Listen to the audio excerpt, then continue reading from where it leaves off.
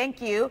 Well, April is Stress Awareness Month, and incorporating exercise into your routine is a great way to de-stress. Joining us with some ways to kind of lower your stress is fitness expert in front of the show, Candice McField, and her model, Cynthia Fales. Good morning, guys. Good morning. Thanks for having us. We're always glad to have you both on the show. So, Candice, first let's start with you.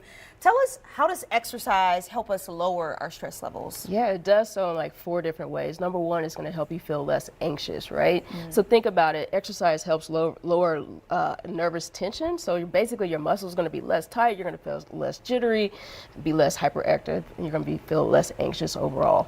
I love that. Yeah, and secondly, like it helps you relax more too. Right, so think about it. If like one exercise session generates 90 to 120 minutes of like relaxation response. So therefore, that endorphins are released, that euphoric feeling. So it's going to improve your mood, and this overall you're going to feel more relaxed. Okay, and I want to kind of debunk a myth. People always say you should be in the gym, an hour and a half. Like, what is the appropriate or dedicated amount of time we should be exercising, and even if it's every day, or how many days a week? Yeah. So like if you look at like the CDC guidelines, it's going to say, okay, moderate to light to moderate activity, like at least 30 minutes a day, 5 to 7 days a week, right? Okay. So as long as you stay in that range, like I think exercise is a great way to help people de-stress. I love that. Okay, and you have some exercise that you're going to demonstrate today to kind of help us de-stress for April. Right. So today I wanted to focus on just the biceps. So non-traditional bicep movements. Cynthia's going to start with a twisting curl. The first thing is to keep that elbow pinned into the side. She's going to come up and twisting up, right? So just instead of a traditional bicep movement, this is a twisting curl. The second one is a wide curl. So you're going to go 45 degrees with that angle. And look at this. This nice wide curl is going to work that inside bicep muscle there. So that's our second one. Our third one is going to be a warrior curl.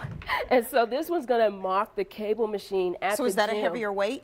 So this is a lighter weight. Okay. Hence we were laughing a little bit because you're going to start like parallel to the ground. Like look at this. So what happens is your shoulders are engaged. You're coming up, squeezing that bicep. Your core is nice and strong. And your shoulders engaged. So as you squeeze, coming up is working that bicep. So this is called a warrior curl. And our last exercise is going to be a Zotman curl.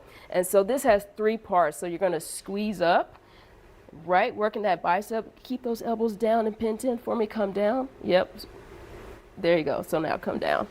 Good. So look, come up again, and then you twist. So that twist, that rotating the bicep, works it in and you're coming down. So one more time. Come up, twist, and then come back down. So that's called a Zotman curl there. So 4 different exercises that you could do for just your biceps. I love those. Those are all really good. And especially for a good arm workout, how many reps should we be doing of those, you would say? Yeah, I would say like if you're a beginner, like start with 1 set, 12 reps, just to try them out. More intermediate, you can do like 2 sets of 20 reps. And then advanced, you can do even more, like 2 sets, 25 reps. There you go. Yeah. Candice, any advice as we get ready for the summer? People are building those summer bodies. They are.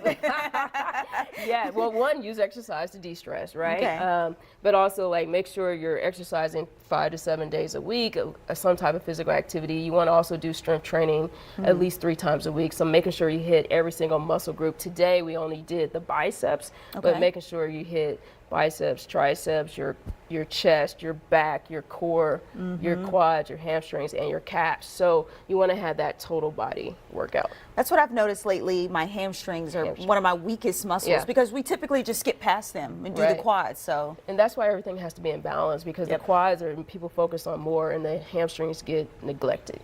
So, and that's how you have the ACL tears, like me. All right, thank you guys so much for coming on. Absolutely. All right, well, coming up.